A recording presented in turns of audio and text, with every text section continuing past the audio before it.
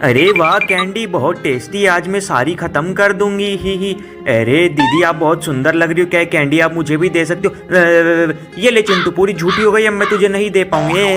हट मोटी दीदी।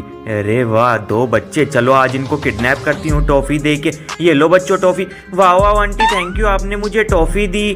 चिंटू, मम्मी ने बोला था ना कि किसी अनजान आदमी से कुछ खाने पीने को नहीं लेते हैं, क्यों ली तुमने? मैं तो लूंगा मोटी कहीं की। अरे वो तो बेहोश हो गया, अब तेरी बारी। अरे चिंटू, तुमको मैंने मना किया था ना कि मत लेना, देखो तुम्हारी वजह से हम किडनैप हो गए। दोस्तों अगर आप चाहते हो हम इस चुड़ैल की चंगुल से आज़ाद हो जाएं तो आप इस चैनल को जितना ज़्यादा सब्सक्राइब करोगे उतनी ज़्यादा हमें पावर मिलेगी। कमेंट में लाल दिल बना देना।